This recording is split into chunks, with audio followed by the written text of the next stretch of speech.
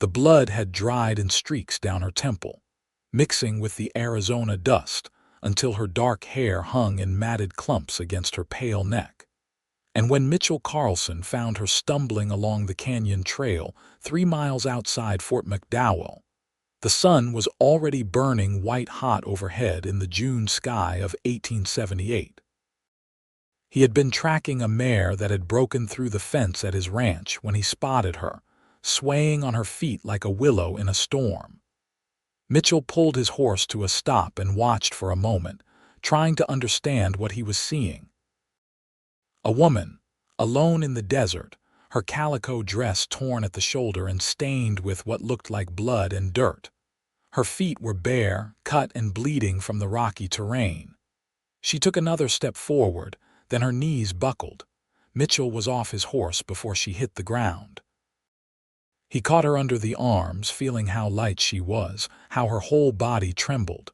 Her eyes fluttered open, gray as storm clouds, and she looked at him with such raw fear that he immediately loosened his grip. "Easy now," he said quietly. "I am not going to hurt you." She tried to speak, but only a rasping sound came out. Her lips were cracked and bleeding. Mitchell reached for his canteen and held it to her mouth, letting just a few drops fall onto her tongue. She grabbed at the canteen with desperate hands, but he pulled it back gently. "Slow," he said. "Just a little at a time or you will be sick." Her fingers clutched at his shirt, and he let her have another small sip. When he pulled the canteen away again, she sagged against him, and he realized she had lost consciousness. Mitchell looked around the empty canyon, then back at the woman in his arms. Questions crowded his mind, but they could wait. Right now, she needed water, shade, and medical attention. He lifted her onto his horse, then swung up behind her, holding her against his chest so she would not fall. The mare he had been tracking was forgotten as he turned back toward his ranch. It was closer than town, and he had supplies there. His housekeeper, Mrs. Rodriguez, would know what to do better than he would. The ride back took 30 minutes, and the woman did not wake. Mitchell kept checking to make sure she was still breathing, feeling the shallow rise and fall of her chest against his arm. He studied what he could see of her face beneath the grime and blood. She was young, maybe 22 or 23. There was a bruise darkening her left cheekbone, and smaller cuts along her jawline. Her hands, when he glanced down at them, were torn up as if she had been clawing at rocks. His ranch came into view, a sprawling adobe structure with a red tile roof, built by his father 20 years ago when this part of Arizona was even wilder than it was now. Corrals spread out to the east, and the barn stood solid against the desert landscape. Mitchell rode straight to the house and called out for Mrs. Rodriguez before he had even dismounted. The older woman appeared in the doorway, wiping her hands on her apron. Her eyes widened when she saw the woman slumped in Mitchell's arms. "Dios mío," she breathed. "What happened?" "I do not know," Mitchell said, sliding down from the horse while supporting the woman's weight. "I found her out past the canyon trail. She needs help." Mrs. Rodriguez hurried ahead to open doors. "Bring her to the guest room. I will get water and bandages." Mitchell carried the woman through the cool interior of the house, his boots echoing on the tile floors. The guest room was at the back, a small space with a single bed covered in a simple quilt. He laid her down as gently as he could, and her head rolled to the side, revealing more of the matted, blood-caked hair. Mrs. Rodriguez returned with a basin of water, clean cloths, and strips of cotton for bandages. She set everything on the bedside table and bent to examine the woman, her experienced hands checking for broken bones and serious wounds. "Her feet are very bad," she said. "And this head wound, it is not so deep, but it has bled much. We should get her cleaned up so we can see what else is wrong." Mitchell nodded. "I will help." Mrs. Rodriguez gave him a long look. "This is not proper, Mr. Carlson." "I do not think she is in any state to care about proper right now," Mitchell said, "and you cannot move her on your own." The housekeeper sighed but did not argue further. Together they worked to remove the woman's torn dress, leaving her in her chemise, which was at least mostly intact. Mrs. Rodriguez washed the cuts on her arms and legs while Mitchell focused on her feet, carefully cleaning the wounds and picking out bits of gravel and cactus spines. The woman stirred once or twice but did not wake. "Her hair," Mrs. Rodriguez said softly. "We cannot leave it like this. The blood will make her sick if it gets infected." Mitchell looked at the matted tangles and nodded. "I will do it. You take care of those cuts." He pulled a chair close to the head of the bed and carefully lifted the woman's head onto his lap, cushioned by a folded towel. The basin of water was already turning pink from the blood they had washed away, so Mrs. Rodriguez brought fresh water and set it on the chair beside him. Mitchell had never washed a woman's hair before. He had been alone for 5 years now, ever since his wife Sarah died of fever, and the intimacy of the act felt strange and significant. But he pushed those thoughts aside and focused on the task. He dipped the cloth into the water and began to carefully work at the dried blood, starting at the ends where the hair was less matted. The woman's hair was long, reaching past her shoulders, and darker than he had initially thought. As he worked the blood and dirt free, he saw it was actually a deep brown, almost black in places.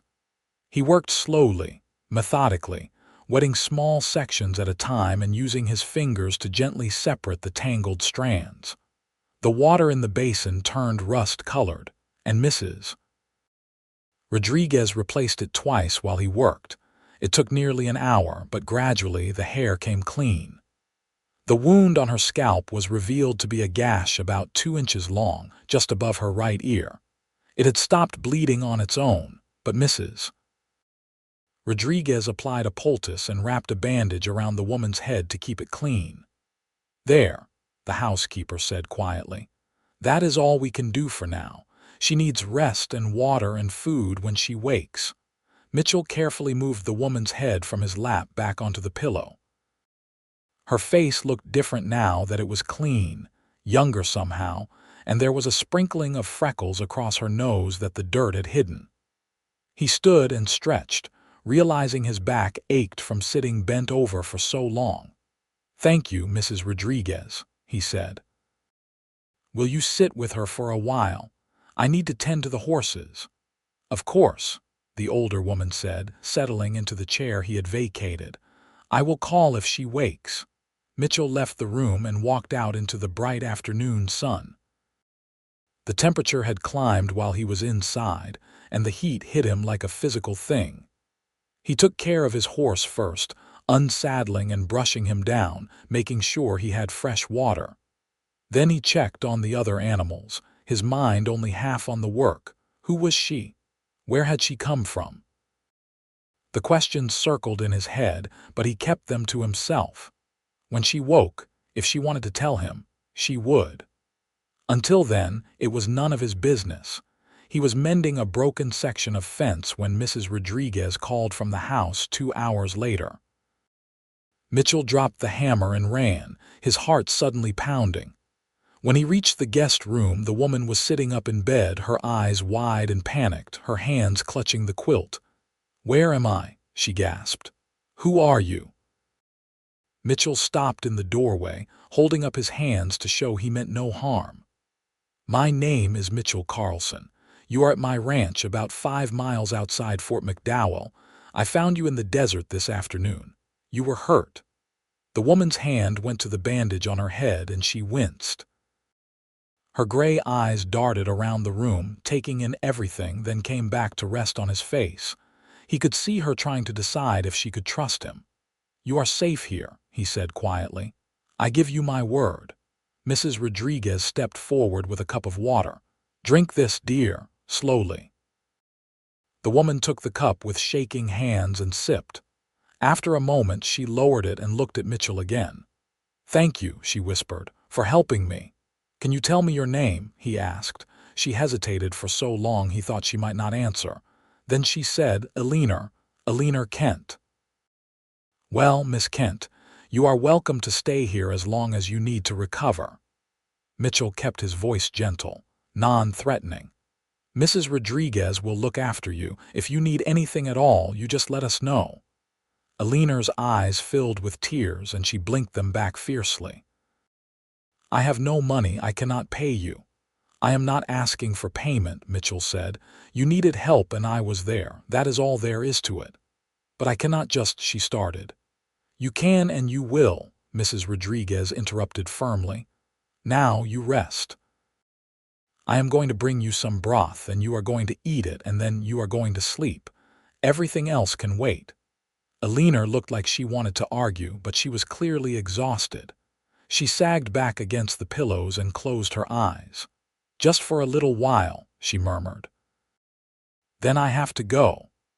Mitchell exchanged a look with Mrs. Rodriguez, but neither of them said anything. They left Eleanor to rest, and Mitchell went back to his work, though his mind was not on the fence or the horses or anything else, except the mystery of the woman now sleeping in his guest room. The next morning, Eleanor was stronger. She managed to eat a full bowl of porridge and drink 2 cups of water. Mrs. Rodriguez helped her wash more thoroughly and found her a clean dress that had belonged to Mitchell's wife. It was a simple cotton garment, faded blue and a little large on Eleanor's slender frame, but it was clean and whole. Mitchell stayed away from the house most of the day, giving her space. He had ranch work that could not wait, calves to check on and water troughs to fill. But his thoughts kept drifting back to Eleanor, to the fear in her eyes and the way she had said she needed to go. Was she running from something? Someone. He came in for supper and found Eleanor sitting at the kitchen table, her hair brushed and hanging in a neat braid down her back. She looked up when he entered, and he saw color in her cheeks that had not been there yesterday. Mr. Carlson, she said, standing. She swayed a little and he moved forward instinctively, but she steadied herself on the chair back. Please sit, he said. You should not be up yet. I have been lying down all day, she said, but she sat back down. I wanted to thank you properly, for what you did, not just finding me, but the way you helped me. Mrs. Rodriguez told me you washed my hair. Mitchell felt heat rise in his face and cursed himself for blushing like a schoolboy. It needed doing, he said gruffly. Mrs. Rodriguez could not have moved you on her own. Still, Eleanor said softly, it was kind. You did not have to do any of this. You could have just taken me to town and left me at the doctor's office. I could have, Mitchell agreed, pulling out a chair and sitting across from her. But my ranch was closer and you needed help right then. Besides, Doc Henderson drinks too much. I would not leave an injured dog in his care, let alone a person. That pulled a small smile from her, the first he had seen. It transformed her face, making her beautiful despite the bruises and cuts. Then the smile faded and she looked down at her hands, twisted together on the table. I suppose you have questions, she said. I do, Mitchell admitted. But you do not owe me answers. What happened to you is your business. Eleanor was quiet for a long moment. Mrs. Rodriguez brought plates of food to the table, beef stew with vegetables and fresh bread, and they ate in silence. Mitchell did not push. He had learned patience working with horses and cattle. People were not so different, really. They needed time and space to come around to trust. Finally, when the meal was finished and Mrs. Rodriguez had poured coffee for both of them, Eleanor spoke. I was traveling with my brother, she said, her voice low. We were heading to California. He had heard there was work there, and I had nowhere else to go after our parents died last year. We were on the stage from Santa Fe when we were attacked. Bandits, I think. They shot the driver and the guard, and they made us all get out. She paused, and Mitchell saw her hands tremble around her coffee cup. He waited. They took everything, she continued. Money, jewelry, everything of value. One of them grabbed me and my brother tried to stop him. They shot him. They shot him right in front of me. I am sorry, Mitchell said quietly. Eleanor's eyes were dry, but he could see the pain in them, raw and fresh. I ran. I do not know why, I just ran. One of them came after me, hit me with something. His pistol, maybe. I fell down a slope and I think he thought I was dead because he did not follow. I hid in the rocks until night, then I started walking. I did not know where I was going, I just walked. How long were you out there? Mitchell asked. 2 days, I think, maybe 3. I lost track of time. She looked up at him, and her gray eyes were haunted. My brother is dead, Mr. Carlson. The only family I had left in the world, and he is dead. Mitchell reached across the table and covered her hand with his. It was an impulse, and he half expected her to pull away, but she did not. Instead, her fingers curled around his, holding tight. I am very sorry for your loss, he said. But you survived, Miss Kent. That counts for something. Does it? She asked bitterly. I have nothing now, no family, no money, no prospects. I cannot even go to California like we planned. You have time, Mitchell said. You can stay here until you figure out what you want to do next. I have plenty of room and Mrs. Rodriguez appreciates the company. I cannot impose on you like that, Eleanor protested.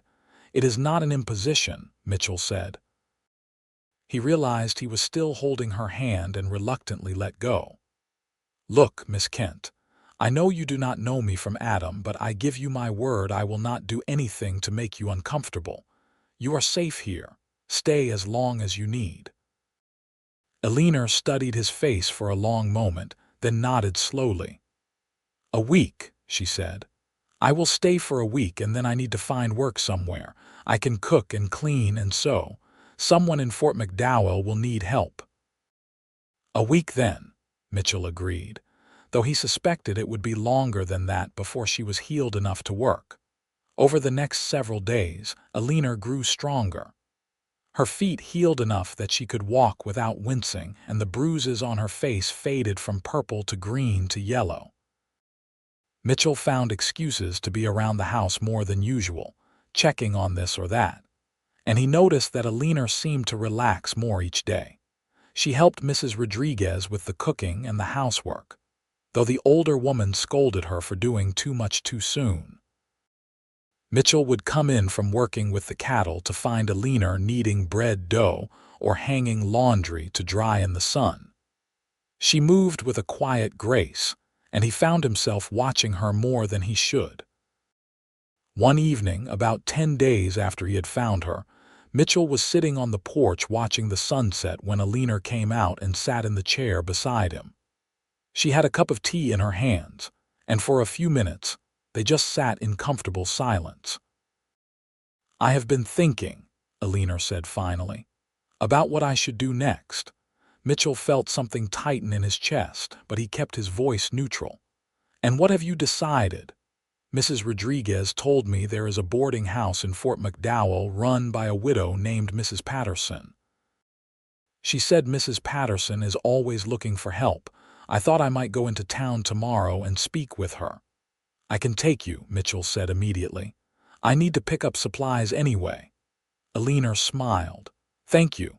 You have been very kind to me, Mr. Carlson, both you and Mrs. Rodriguez. I do not know how I can ever repay you. You do not need to repay anything, Mitchell said. He hesitated, then added, but I will miss having you here. The house has felt different with you in it. Livelier. Eleanor turned to look at him, and in the fading light her eyes were soft. I will miss being here, she admitted. It feels safe, peaceful. I have not felt that way in a very long time. Then why leave? The question came out before Mitchell could stop it. Because I cannot stay here forever, Eleanor said gently. You have been generous beyond measure, but I need to make my own way. I need to feel like I am not just a burden. You are not a burden, Mitchell said firmly. And if you wanted to stay, you could earn your keep. Mrs. Rodriguez is getting older, and she could use the help with the house. I could pay you wages, same as any hired hand." Eleanor was quiet for a long moment. "Are you offering me a job, Mr. Carlson?" "I suppose I am," Mitchell said. He looked at her directly. "If you want it. If not, I will take you to town tomorrow with no hard feelings." "I want it," Eleanor said softly. "If you are sure, I do not want you to feel obligated." "I do not feel obligated," Mitchell said. "I feel like it would be a good arrangement for both of us." Eleanor smiled, and it lit up her whole face. "Then yes, I accept your offer." They shook hands on it, and Mitchell tried to ignore the way his heart sped up when her palm pressed against his. This was a business arrangement, he told himself. Nothing more. But even as he thought it, he knew he was lying to himself. The summer days stretched long and hot, and Eleanor settled into life at the ranch as if she had always been there. She took over most of the cooking from Mrs. Rodriguez, who was grateful to have help with her arthritic hands. Eleanor's meals were simple but delicious, and Mitchell found himself looking forward to supper each night, not just for the food but for the conversation. Eleanor had a quick mind and a dry sense of humor that caught him off guard sometimes. She asked intelligent questions about the ranch and seemed genuinely interested in the work he did. In turn, he learned more about her. She had grown up in Missouri, the daughter of a schoolteacher and a seamstress. She could read and write and do figures better than most men he knew. She loved books and music, though she said she had no talent for singing. "My mother used to say I could clear a room faster with my singing than a skunk could," she told him one evening, and he laughed until his sides hurt. Mitchell also noticed that Eleanor was not afraid of hard work. She tended a vegetable garden behind the house, coaxing tomatoes and beans and squash from the dry soil. She mended his shirts and darned his socks without being asked.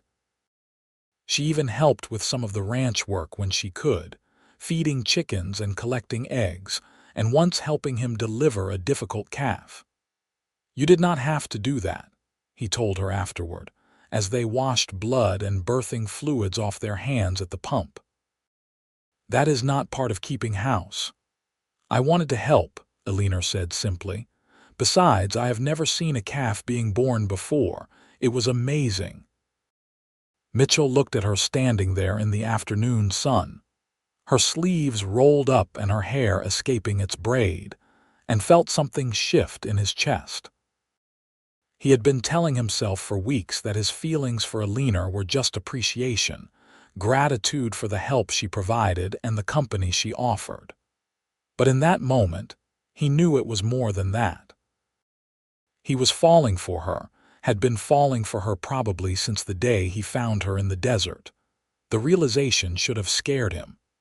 It had been 5 years since Sarah died, and he had not looked at another woman in all that time. But Eleanor was different. She was strong and brave and kind, and when she smiled at him, he felt like the sun had come out after a long storm. The problem was, he had no idea how she felt about him. She was friendly and warm, but she treated him the same way she treated Mrs. Rodriguez, or the ranch hands who came by occasionally to help with branding or fence repair. There was nothing in her manner to suggest she saw him as anything more than her employer. Mitchell wrestled with his feelings for weeks, trying to decide what to do. Should he tell her? Risk ruining the comfortable friendship they had built? Or should he keep silent and accept that she would eventually leave, maybe to marry some merchant in town or move on to California like she had originally planned?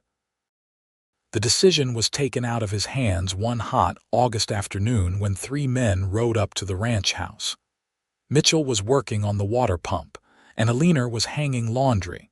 He heard the horses and looked up, immediately wary. Strangers were not uncommon, but there was something about these 3 that set his instincts on edge. They were rough-looking men, unshaven and dusty, with hard eyes and guns worn low on their hips. The one in front, A tall man with a scar running down his left cheek looked around the ranch with an appraising eye that Mitchell did not like at all. "Afternoon," the man said. "We are looking for water for our horses." "Well is over there," Mitchell said, pointing. He did not offer the house or invite them to sit. Something about these men made the hair on the back of his neck stand up. The scarred man nodded and dismounted, and the other two followed.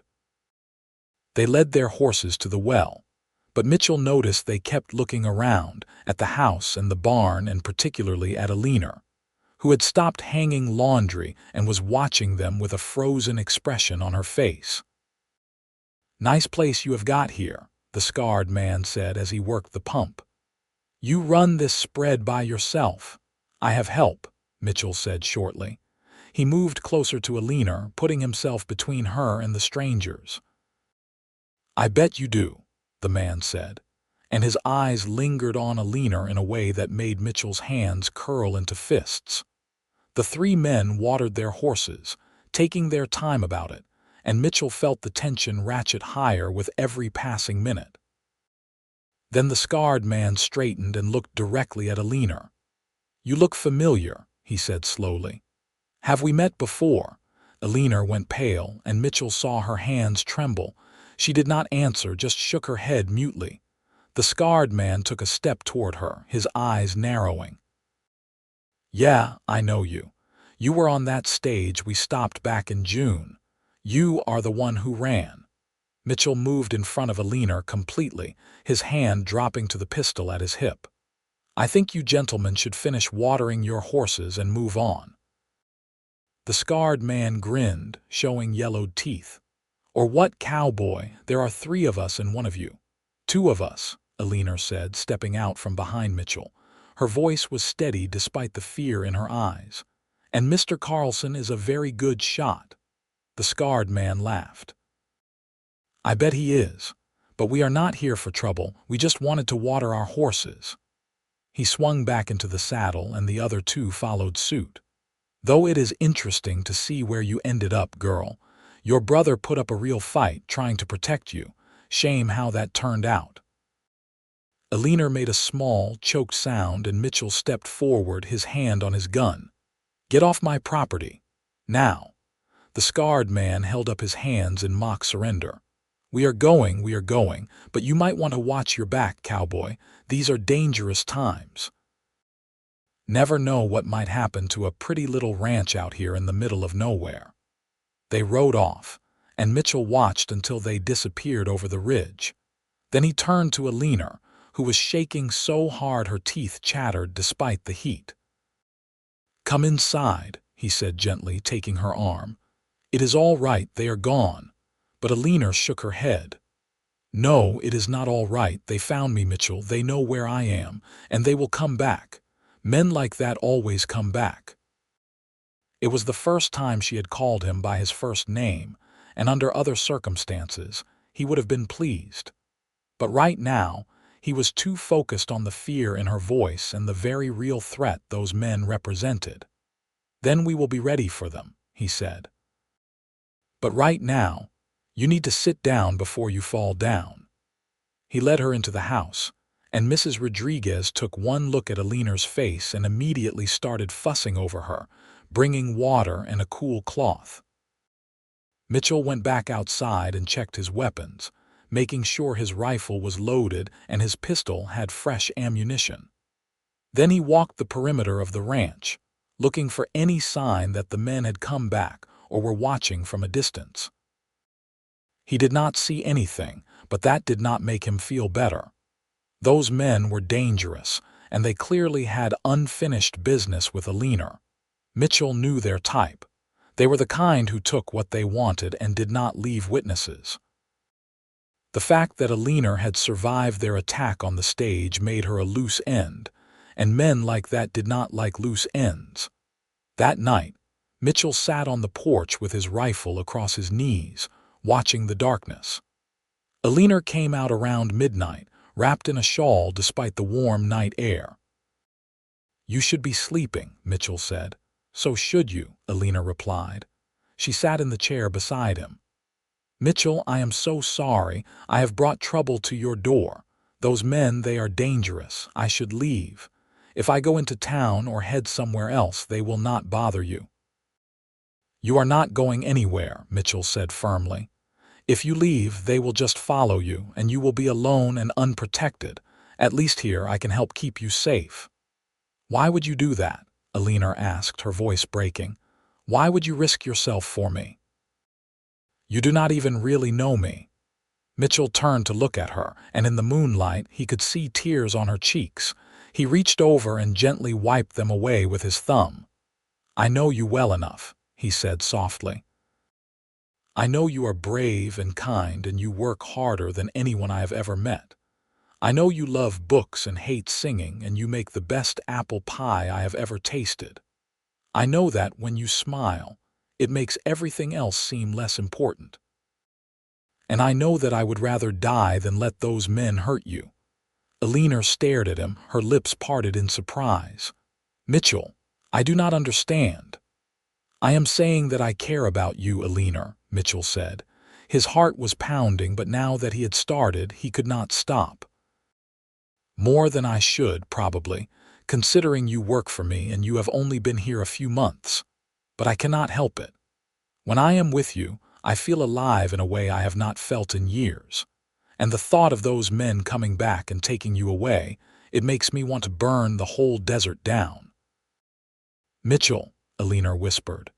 She reached out and took his hand, threading her fingers through his. "I care about you too. I have for weeks now, but I did not think you felt the same way. You have been so proper, so careful not to make me uncomfortable." "Because I did not want to take advantage," Mitchell said. "You have been through hell, Eleanor.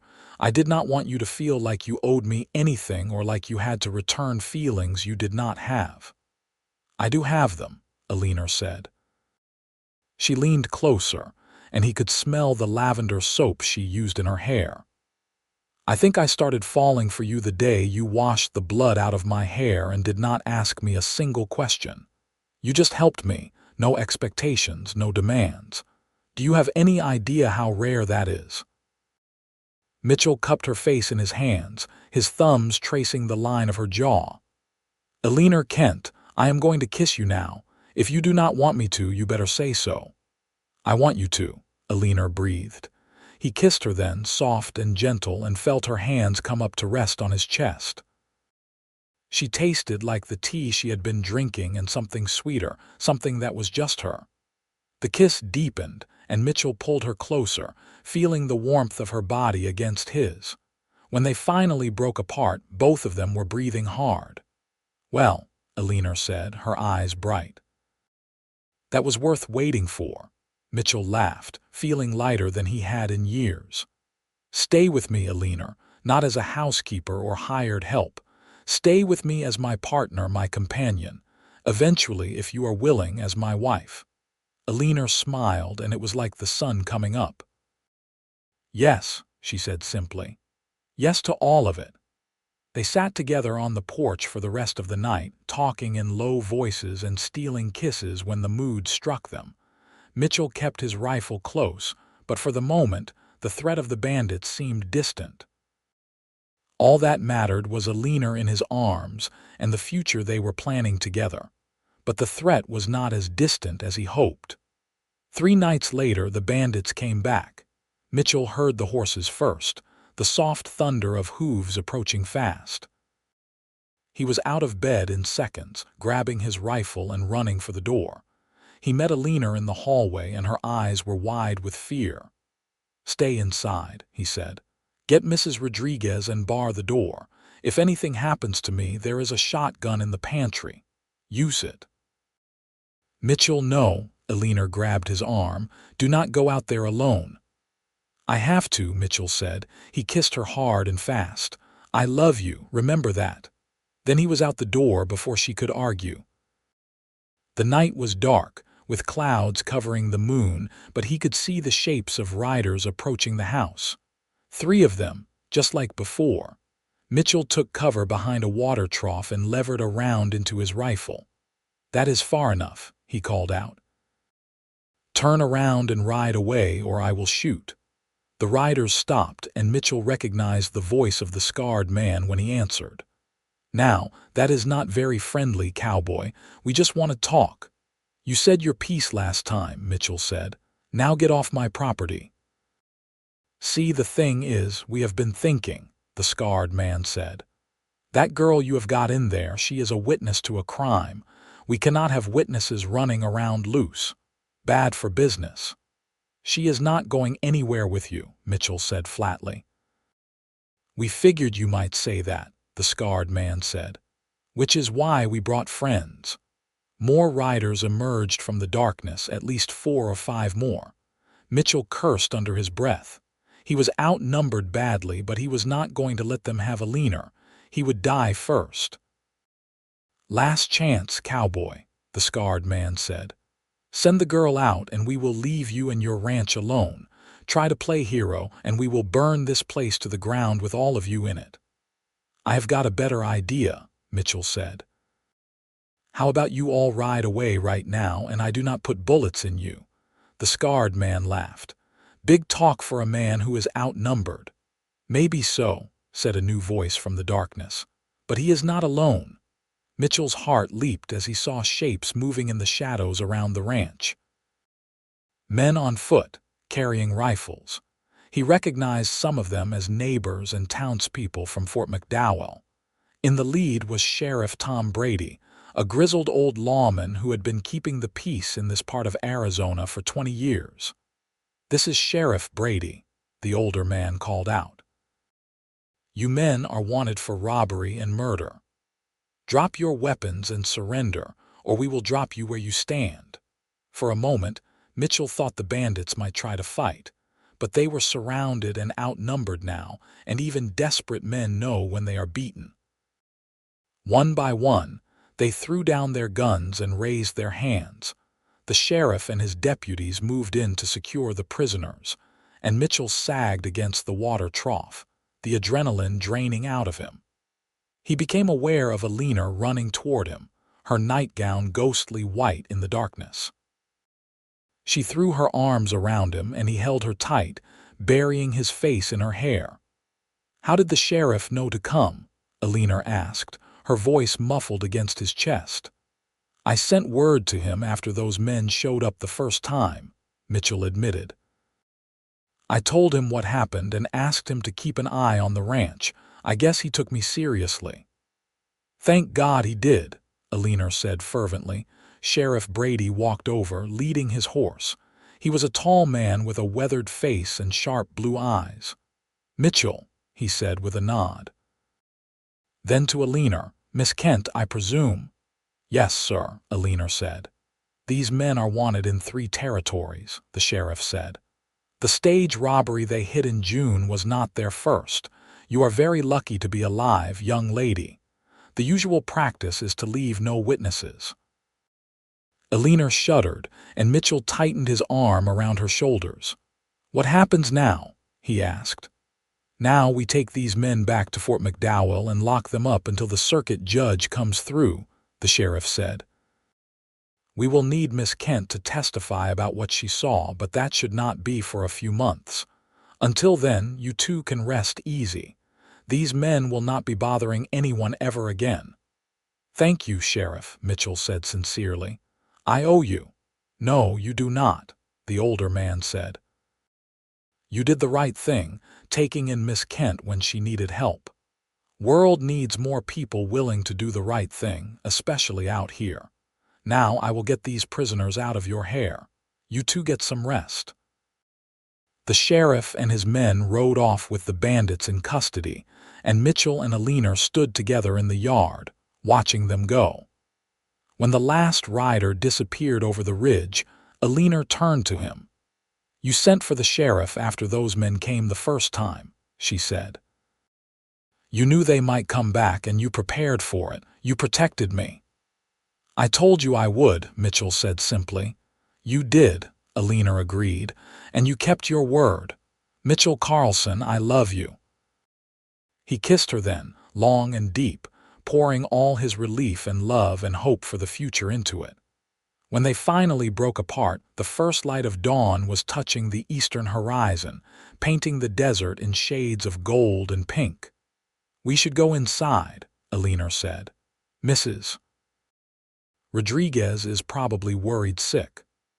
They walked back to the house hand in hand, and Mitchell knew that everything had changed.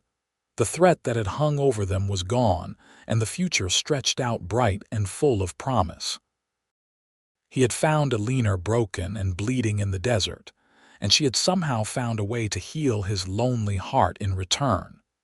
It was more than he had ever hoped for, more than he thought he deserved. But as Eleanor smiled up at him in the growing light, he decided that maybe, just maybe, he did deserve this. They both did. The next few weeks passed in a golden haze of happiness. Eleanor gave her testimony to the sheriff, recounting the stage robbery and identifying the bandits. It was difficult for her to relive those memories, but Mitchell was with her every step of the way, holding her hand and offering silent support. The sheriff assured them that the men would hang for their crimes, and while Eleanor found no joy in that fact, she did find a measure of peace knowing they would not hurt anyone else. With the danger past, Mitchell and Eleanor were free to focus on building their life together. Mitchell formally asked her to marry him, getting down on one knee in the parlor while Mrs. Rodriguez watched with tears in her eyes. Eleanor said yes, laughing and crying at the same time, and they set a date for October when the worst of the summer heat would be past. They were married on a crisp autumn day with clear blue skies and a hint of coolness in the air that promised winter was coming. The ceremony took place at the small church in Fort McDowell, with half the town in attendance. Eleanor wore a dress of cream-colored silk that Mrs. Rodriguez had helped her sew, and she carried a bouquet of wildflowers that Mitchell had picked that morning. When the preacher asked Mitchell if he would take Eleanor to be his lawfully wedded wife, he said, "I do," in a voice that rang clear and strong through the church. The kiss they shared after the vows sealed was everything Mitchell had hoped for and more. When they pulled apart, Eleanor was blushing and smiling, and the congregation erupted in applause. They walked back down the aisle together as man and wife, and Mitchell felt like the luckiest man alive. The reception was held at the ranch, with tables set up in the yard and food provided by seemingly everyone in the county. There was roasted beef and chicken, fresh bread and vegetables from Eleanor's garden, and pies and cakes of every description. A fiddler played music, and people danced under the stars as the sun set and the air cooled. Mitchell danced with his bride, holding her close and breathing in the scent of her hair. "Happy, Mrs. Carlson?" he asked. "Happier than I ever thought I could be," Eleanor said, looking up at him with shining eyes. "When you found me in that desert, I thought my life was over, but it was really just beginning." "Our life," Mitchell corrected gently. "We are in this together now." "Together," Eleanor agreed, and they kissed to the whistles and cheers of their guests. As the years passed, Mitchell and Eleanor built a life that was rich in love if not always in material wealth. The ranch prospered under their combined efforts. Eleanor had a good head for numbers and took over the bookkeeping, finding ways to save money and increase profits that Mitchell had never thought of. She also expanded the vegetable garden into a proper truck garden, selling produce to the stores in Fort McDowell and bringing in extra income. Mitchell continued to work with cattle and horses, and his reputation as a fair dealer and skilled rancher spread throughout the territory. Men came from miles around to buy stock from him, and he was often asked to judge at county fairs and horse shows. He hired on a few permanent ranch hands as the operation grew, good men who respected both him and Eleanor, and worked hard to earn their pay. Mrs. Rodriguez stayed on as housekeeper and became like a beloved grandmother to the family. She taught Eleanor all her recipes and secrets for running a household in the harsh Arizona climate, and Eleanor soaked up the knowledge gratefully. The two women became as close as mother and daughter, and Mitchell often heard them chatting and laughing together as they worked. In the spring of 1880, Eleanor discovered she was pregnant. She told Mitchell one evening after supper, taking his hand and placing it on her still flat stomach. "There is a baby in there," she said, her eyes searching his face. "Our baby. Are you happy?" Mitchell could not speak for a moment, overwhelmed by joy. Then he pulled her into his arms and held her so tight she squeaked in protest. "Happy does not even begin to cover it," he said hoarsely. "Eleanor, you have given me everything. A home, a family, a reason to wake up every morning. I love you so much." "I love you too," Eleanor said, laughing and crying at the same time. "We are going to be parents, Mitchell. Can you believe it?" He could believe it, though it still felt like a miracle. They told Mrs. Rodriguez the next day, and the older woman wept with joy and immediately began planning all the things the baby would need. She knitted tiny blankets and booties, and Eleanor sewed little gowns from soft cotton fabric. Mitchell built a cradle from oak wood, sanding it smooth so there would be no splinters, and carved their initials and the year into the headboard. The pregnancy was not easy. Eleanor suffered from terrible morning sickness for the first few months and could barely keep food down. Mitchell hovered over her anxiously, bringing her dry toast and ginger tea and anything else she could tolerate.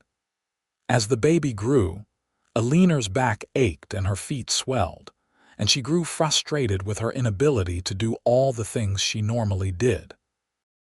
"I feel useless," she complained one hot July afternoon, fanning herself on the porch while Mrs. Rodriguez did the laundry. "You are growing a human being inside you," Mitchell pointed out. "That is hardly useless." "I know, but I hate feeling like I cannot pull my weight," Eleanor said. "You always pull more than your weight," Mitchell said firmly. "Now hush and rest. Doctor's orders." Eleanor made a face but subsided. Mitchell sat beside her and took her hand, marveling at how much his life had changed in just 2 years.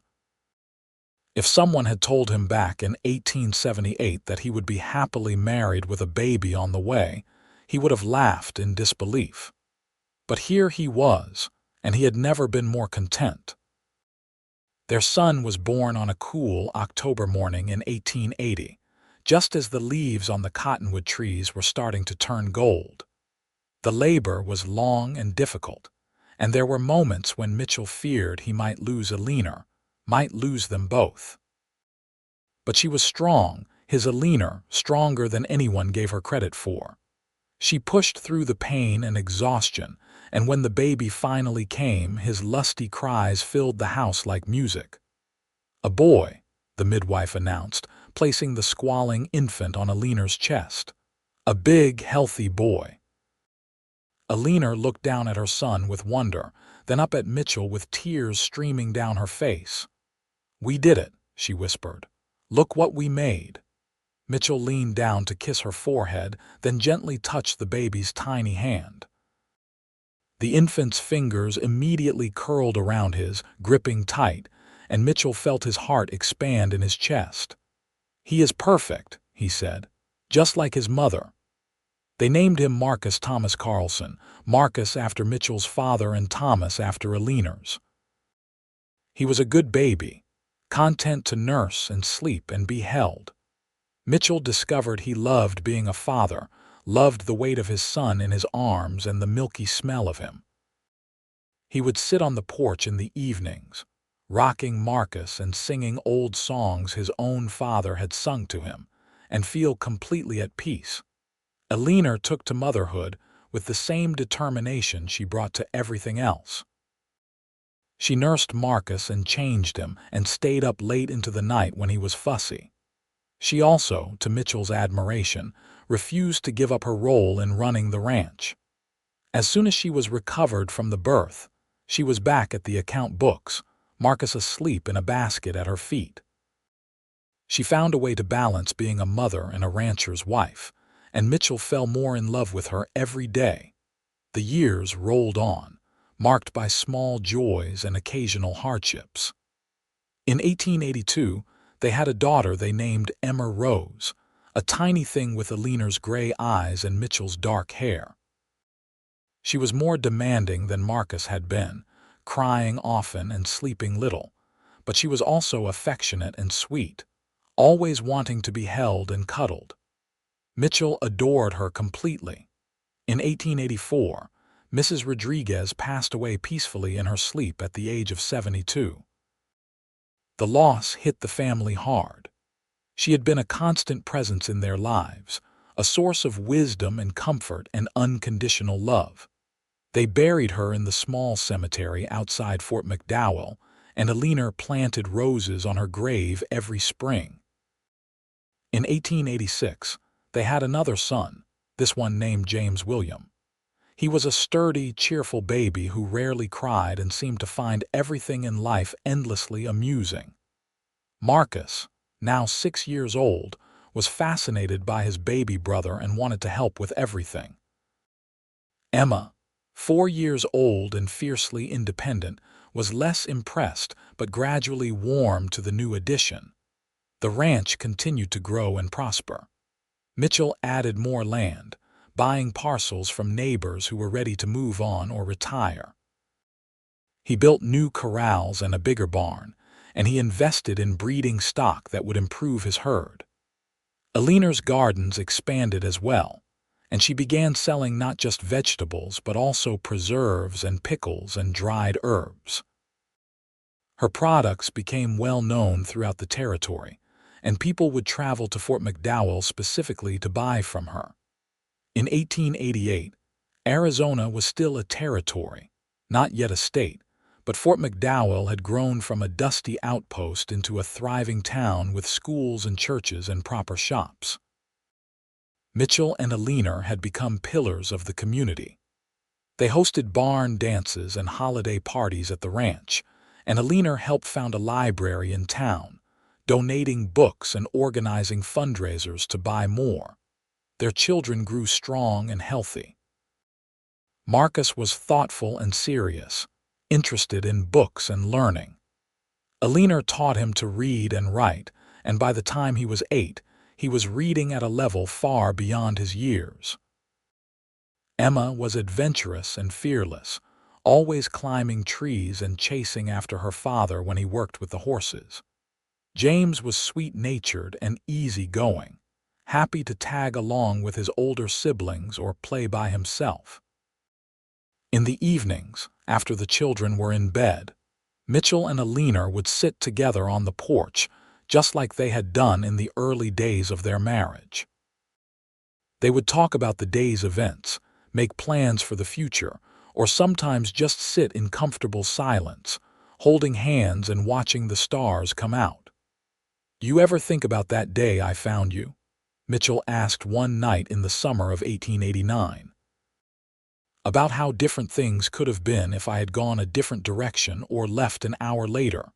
"I think about it sometimes," Eleanor admitted, "but not in a sad way, more in a grateful way.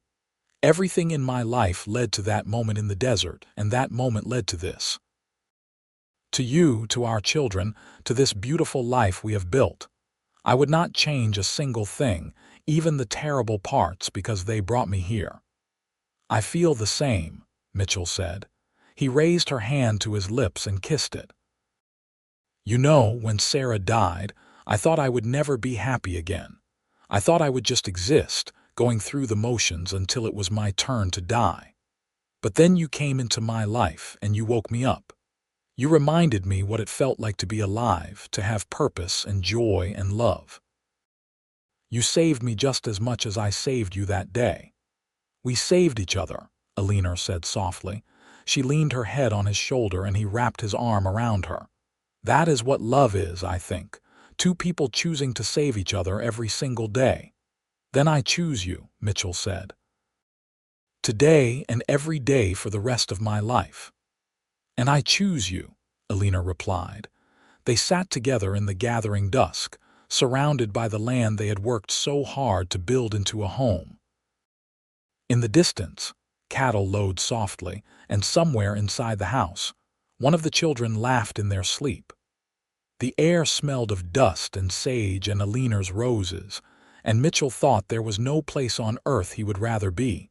In 1892, tragedy struck when a drought hit Arizona hard.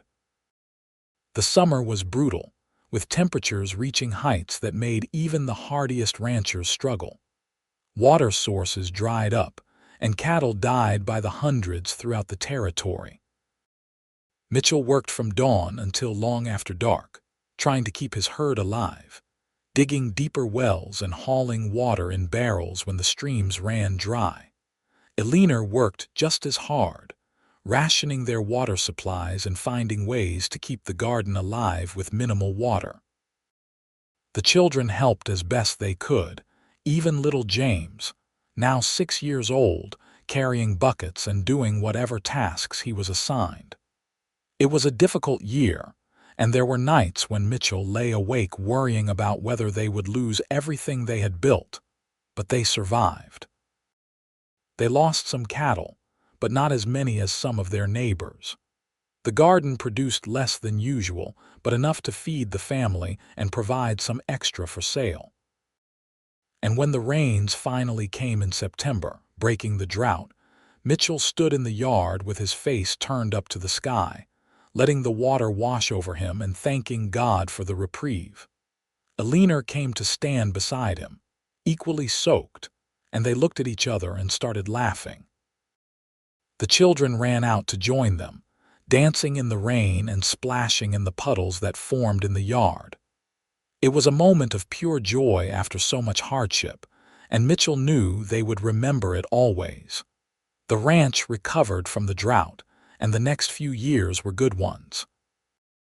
Mitchell continued to improve the property and the herd, and Eleanor's business ventures expanded. In 1894, she opened a small shop in Fort McDowell, selling her preserves and pickles along with baked goods and other items. It was successful from the start, and she hired 2 local women to help run it, providing them with much-needed income. Marcus, now 14, began helping more with the ranch work.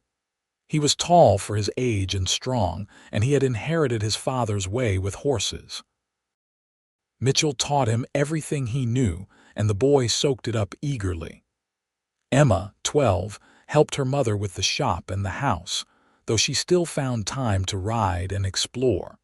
She had her mother's head for business and her father's love of the land. James, 10, was interested in everything and bounced between helping his father and his mother and spending hours reading in the library Eleanor had helped establish in town. In 1896, they welcomed their 4th child, a daughter they named Catherine Ann. She was a surprise, as Eleanor had thought her childbearing years were over at 39, but a welcome one.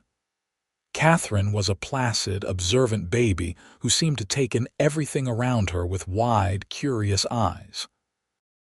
The older children doted on her, and Eleanor joked that the baby would be spoiled rotten with so much attention. As the century drew to a close, Mitchell reflected on the incredible journey his life had been. He was 52 years old now, his hair more gray than brown, his face lined from years of sun and wind. But he was healthy and strong, and he had a family he loved and a ranch that was respected throughout the territory. Eleanor, at 40, was as beautiful to him as she had been the day he first saw her, even bloodied and nearly dead in the desert. She had laugh lines around her eyes now, and her hair was threaded with silver, but her spirit was as strong as ever. She still worked harder than anyone he knew, still found joy in the simple pleasures of life, still made him feel like the luckiest man alive every time she smiled at him. On New Year's Eve of 1899, they hosted a party at the ranch to celebrate the turn of the century. The whole town seemed to show up, crowding into the house and yard, eating and drinking and dancing to fiddle music. As midnight approached, Mitchell found Eleanor in the kitchen, taking a rare, quiet moment. "There you are," he said, wrapping his arms around her from behind. "I was looking for you." "Just catching my breath," Eleanor said, leaning back against him. "It is quite a party out there." "It is," Mitchell agreed. "A new century, Eleanor. Can you believe it? 1900. We have lived through so much, seen so many changes." "We have," Eleanor said, "and we will see more, I imagine. The world keeps turning, keeps changing. But as long as I have you, I can face whatever comes." "You will always have me," Mitchell promised. He turned her in his arms so he could look at her face. "I love you, Eleanor Carlson. Thank you for making my life an adventure." "I love you too," Eleanor said. "Thank you for saving me all those years ago, for washing the blood from my hair and not asking questions, for giving me time to heal and space to find myself, for loving me exactly as I am." "Always," Mitchell said. They kissed as the clock struck midnight and the cheers of their guests rose around them, welcoming in a new century full of promise and possibility. The early years of the new century brought continued prosperity and happiness to the Carlson family. Marcus, now a young man of 20, took on more responsibility for running the ranch. He had his father's steady temperament and his mother's sharp mind, and Mitchell knew the ranch would be in good hands when he eventually passed it on. In 1901, Marcus married a young woman named Sarah Jones, the daughter of a banker from Phoenix. Eleanor welcomed her new daughter-in-law warmly, and Sarah proved to be a good match for Marcus, practical and hardworking with a gentle sense of humor. Emma, at 18, showed no interest in settling down. She helped her mother run the shop in town and talked about maybe opening another shop in Phoenix or Tucson someday. She had several suitors, but none of them seemed to measure up to her standards, and Eleanor privately admitted to Mitchell that she was glad. Emma was still so young, and there was no rush for her to marry. James, 16, announced that he wanted to go to college. He had been corresponding with a professor at a university in California, and he wanted to study engineering. Mitchell was surprised but supportive, and he and Eleanor agreed to pay for James's education. It would be hard to lose him, even temporarily, but they wanted their children to have opportunities they had never had. Catherine, now 5, was the baby of the family and everyone's darling. She had grown into a bright, inquisitive child who asked endless questions and followed her older siblings around constantly. She was particularly attached to Emma, and Eleanor often found the two of them together, Catherine chattering away while Emma braided her hair or read to her. In 1903, Marcus and Sarah had their first child, a son they named Mitchell Thomas in honor of his grandfather. Eleanor was thrilled to be a grandmother, and she spent hours with the baby, rocking him and singing to him and telling him stories. Mitchell loved watching her with their grandson, seeing the joy on her face and remembering when their own children had been that small. Life continued its pleasant rhythm. The ranch thrived, the shop did well, and the children grew and flourished. There were hard times too, of course. A particularly harsh winter in 1904 killed several head of cattle, and Emma's shop was damaged in a fire that swept through part of Fort McDowell in 1905. Though thankfully no one was hurt and they were able to rebuild. But through it all, Mitchell and Eleanor faced everything together, their love and partnership stronger than ever. In 1907, James graduated from university with honors and returned home, full of ideas for improving ranch operations with new techniques and technologies. Mitchell listened with amusement and pride as his son explained concepts like crop rotation and water conservation. Some of the ideas were impractical for their situation, but others had merit, and Mitchell gave James free rein to implement what he thought would work. Emma finally met someone who captured her interest in 1908. He was a lawyer from Tucson named Robert Franklin, intelligent and ambitious with a quick wit that matched Emma's own. They courted for a year before marrying in a simple ceremony at the ranch. Eleanor cried happy tears as she watched her daughter walk down the aisle, and Mitchell held her hand and whispered that their little girl was not so little anymore.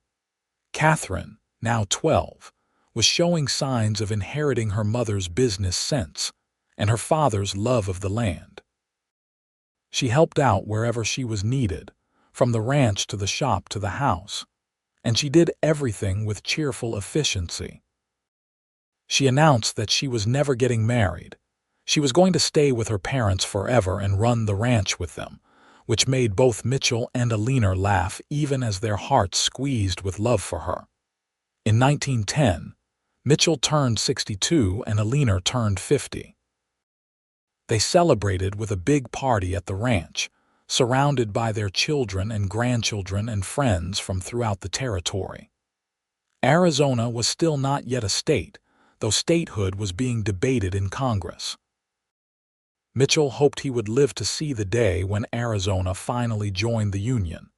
As they sat together that evening, watching their family and friends dance and celebrate under the stars, Eleanor squeezed Mitchell's hand. "A penny for your thoughts," she said. "I was just thinking about how blessed I am," Mitchell said. "Look at all of this, Eleanor. Our children, our grandchildren, our home. 32 years ago, I found a woman dying in the desert, and I had no idea that she would become my whole world." "I think about that day often," Eleanor said softly. "I remember the pain and the fear and the certainty that I was going to die out there. And then suddenly, there was this man, this kind stranger, and he was holding water to my lips and telling me I was going to be all right. And I believed him. I do not know why, but I believed him." "I am glad you did," Mitchell said. "So am I," Eleanor said. "Mitchell, I have loved every day of our life together, even the hard days, the days when we struggled and worried and did not know if we would make it through. Because we always made it through together. That is the gift you gave me that day in the desert. Not just your help, not just your kindness, but the promise that I would never be alone again. And you have kept that promise every single day." Mitchell felt tears prick his eyes, and he did not try to hide them. "And I will keep it until the day I die," he said. "I love you, Eleanor, more than I can ever say." "Show me instead," Eleanor said with a smile, and she pulled him to his feet and out onto the makeshift dance floor. They danced together as they had done on their wedding night 30 years ago, and Mitchell held her close and thanked whatever providence had brought them together. The years continued to pass, each one bringing its own joys and sorrows. In 1912, Arizona finally achieved statehood, becoming the 48th state in the Union. Mitchell and Eleanor traveled to Phoenix for the celebration, and Mitchell admitted that he felt a surge of pride seeing the Arizona flag raised for the first time. He had spent his whole life in this land, had watched it grow from a rough frontier into a place where families could put down roots and build futures. It felt right that it was finally a state. Marcus took over more and more of the ranch operations as Mitchell slowed down. He was not sick, just getting older, and he found he did not have the energy he once did for the long days of hard physical labor. But he still loved being out on the land, still loved working with the horses and cattle. He just did it at a slower pace now, and he was content with that. Eleanor stepped back from the shop as well, turning the day-to-day operations over to Emma and the women who worked there. She spent more time at home, tending her gardens and doting on her grandchildren. She and Mitchell would often sit on the porch in the afternoons, just like they had done in the early days of their marriage, talking or reading or simply enjoying each other's company. In 1915, Catherine married a rancher named David Walsh, and they settled on a spread about 20 miles from Mitchell and Eleanor's ranch. Catherine assured her parents that 20 miles was nothing. She would visit all the time, and she was true to her word. She and David came for Sunday dinner nearly every week, and Catherine helped her mother with canning and preserving, learning all the recipes and techniques Eleanor had perfected over the years. James, now 35, married a school teacher named Margaret, and they settled in Fort McDowell, where James had started a business designing and building irrigation systems for farms and ranches. He was successful and well-respected, and Mitchell was proud of how his son had used his education to build a good life. The grandchildren multiplied. Marcus and Sarah had 5 children in total. Emma and Robert had 3, Catherine and David had 2, and James and Margaret had 4. Mitchell and Eleanor's house was always full of noise and laughter when the grandchildren visited, and they loved every chaotic minute of it. In 1918, the world was embroiled in the Great War, though America's involvement was ending as the war drew to a close. The fighting seemed very far away from their Arizona ranch, but they felt its impact nonetheless. Several young men from Fort McDowell had gone to fight, and 2 of them did not come home. Mitchell and Eleanor attended the memorial services and grieved for the families who had lost sons, grateful that their own sons had been too old to be drafted. The 1920s brought prosperity and change. The ranch continued to do well, and the family businesses thrived. Mitchell was now 72, and Eleanor was 60. They were officially retired, though they still helped out where they could and offered advice when asked. Mostly, though, they enjoyed their days together, taking pleasure in the simple rhythms of life and the love that had sustained them for over 40 years. One morning in the spring of 1926, Mitchell woke early as he always did and turned to look at Eleanor sleeping beside him. She was 65 now, her hair completely silver, her face lined with the marks of a life well lived. She was still the most beautiful woman he had ever seen. He got up quietly so as not to wake her and went out to the porch to watch the sunrise. The desert was painted in shades of pink and gold, and the air was cool and fresh. Mitchell breathed deeply, feeling grateful for another day, another morning to appreciate the beauty of this land he loved. He heard the door open behind him and turned to see Eleanor, wrapped in a shawl, coming to join him. She sat in the chair beside him and took his hand, and they watched the sun come up together in comfortable silence. 48 years, Eleanor said softly. 48 years since you found me in the desert and changed my life forever. Best decision I ever made, Mitchell said, squeezing her hand, stopping to help you. Best decision I ever made was trusting you, Eleanor replied, and marrying you and building this life with you. Every single day, Mitchell, I wake up grateful that you were the one who found me, that it was your face I saw when I opened my eyes that day, that it was your hands washing the blood from my hair, your voice telling me I would be all right. You were right, you know. Everything did turn out all right, better than all right. It turned out perfect. Not perfect, Mitchell said with a gentle smile. We have had our share of troubles and hard times, but we faced them together and that made all the difference. Together, Eleanor agreed. She leaned her head on his shoulder and he wrapped his arm around her. Always together. They sat and watched the world wake up around them, the desert coming to life with the sunrise. In the corrals, horses whinnied and cattle lowed. Somewhere in the house, they heard movement as Marcus and his family, who were staying with them this week, began to stir. Soon there would be breakfast to make and grandchildren to entertain, and a dozen small tasks to complete. But for now, in this quiet moment as the sun painted the sky with fire, there was just Mitchell and Eleanor, 2 souls who had found each other against all odds and built something beautiful together. A love story that had started with blood and dirt and fear had transformed into a lifetime of partnership, joy, and devotion.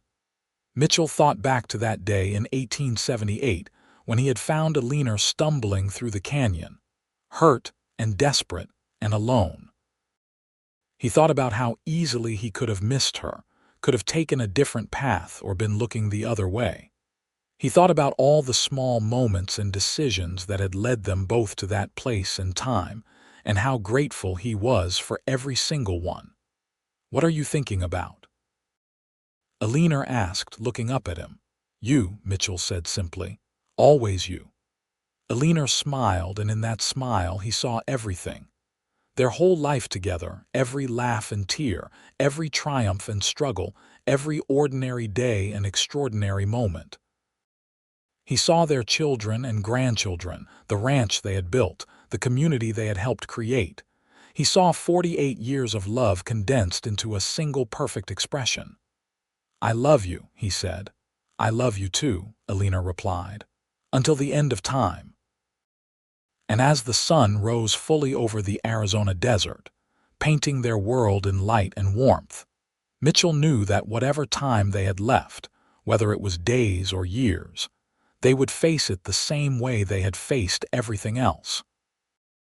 Together, with love and courage, and the unshakable bond they had forged all those years ago when a cowboy stopped to help a woman in need and found his heart's home in the process. Their story, which had begun with such pain and uncertainty, had become a testament to the power of kindness, the resilience of the human spirit, and the transformative nature of love. And if Mitchell had any say in it, it would continue to be a story of love and partnership until the very last page, until the very last breath, until forever. The years that followed continued to be full and rich. In 1928, Mitchell and Eleanor celebrated their 50th wedding anniversary with a huge party attended by what seemed like half of Arizona. Their children and grandchildren organized the event, and as Mitchell stood surrounded by his family, he felt overwhelmed with gratitude for the abundance of his life. In the spring of 1931, Mitchell fell ill with pneumonia.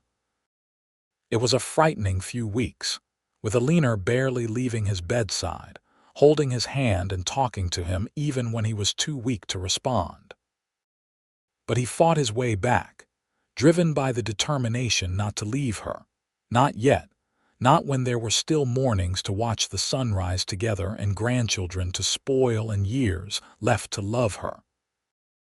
When he finally recovered enough to sit up and take solid food, the first thing he said was, "I am not done with you yet, Eleanor Carlson." She laughed through her tears and kissed him. "Good, because I am not done with you either." They had 7 more years together after that, 7 precious years of quiet companionship and deep contentment. They watched their grandchildren grow and have children of their own, making them great-grandparents. They saw the ranch continue to prosper under Marcus's capable management. They saw Emma open 2 more shops, James's irrigation business expand throughout the state, and Catherine become a leader in the local ranching community. In 1938, Mitchell turned 90 years old. He was frail now, his body worn out from a lifetime of hard work and the simple passage of time. But his mind was sharp, and his love for Eleanor burned as bright as ever. On his birthday, surrounded by 4 generations of family, he looked at Eleanor and said, "60 years, my love. 60 years of marriage, and I would do it all again in a heartbeat." "So would I," Eleanor said, her voice thick with emotion. "Every single day, Mitchell Carlson. I would choose you every single day." That winter was mild, but Mitchell did not make it to spring. He passed away peacefully in his sleep on a cold February night, with Eleanor beside him as she had been for 6 decades. She held his hand as he took his last breath, and she whispered that she loved him, would always love him, and she would see him again someday. The funeral was held at the ranch, and it seemed like everyone in Arizona came to pay their respects. Mitchell Carlson had been a pillar of the community, a man known for his integrity and kindness and the deep love he had for his family. He was laid to rest in the cemetery outside Fort McDowell under a simple headstone that read, Mitchell Thomas Carlson, 1848–1938. Beloved husband, father, and grandfather. He lived with honor. Eleanor lived for another 5 years after Mitchell's death. They were lonely years in many ways, as she navigated life without her partner for the first time in 6 decades. But she was surrounded by love, with her children and grandchildren and great-grandchildren checking on her constantly, making sure she was never truly alone. She stayed in the ranch house, refusing all suggestions that she move in with one of the children. This was her home, the place she had built with Mitchell, and she would not leave it. She spent her days tending her gardens, writing letters to family, and sitting on the porch in the evenings, remembering. Sometimes she would talk to Mitchell as if he were still there, telling him about the grandchildren and the state of the ranch and the small dramas of everyday life. Her children worried that she was losing her mind, but Eleanor knew better. Mitchell was not really gone. He was in every board of the house they had made together, in every tree she had planted, in the faces of their children and grandchildren. He was in her heart, and he would always be there. On a warm June morning in 1943, Eleanor woke early and went out to the porch as she had done thousands of times before. She sat in her favorite chair and looked out at the desert, painted gold by the rising sun. She thought about the day Mitchell had found her, 65 years ago, bloody and broken and certain she was going to die.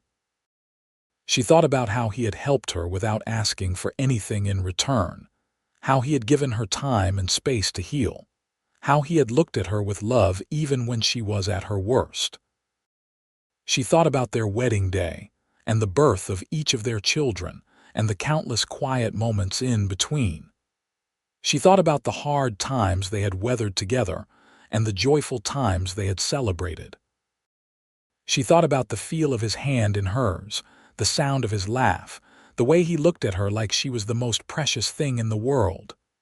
"I am coming, Mitchell," she whispered to the dawn. "Wait for me just a little longer." Catherine found her there an hour later, slumped peacefully in her chair with a small smile on her face.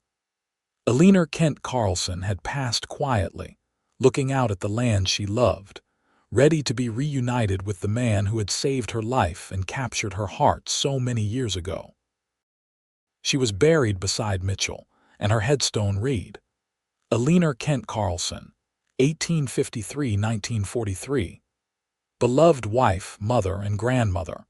She lived with grace. The ranch stayed in the family for generations after that, passed down through Marcus's line and then to his children and grandchildren. The house was preserved and maintained, and the porch where Mitchell and Eleanor had spent so many evenings together became a favorite spot for each new generation. The story of how Mitchell found Eleanor in the desert and how their love had grown from that desperate moment became family legend, told and retold at gatherings and celebrations. It was a reminder that sometimes the worst moments of our lives lead to the best things, that kindness matters, and that true love, once found, can last forever. And if sometimes, on quiet mornings when the sun is just rising over the desert, people claim to see 2 figures sitting together on that old porch, well, no one in the family doubts it for a moment, because Mitchell and Eleanor's love story did not end with death. It transcended it, becoming something eternal, a testament to the power of 2 hearts that found each other against all odds and held on tight, through everything, until the very end and beyond.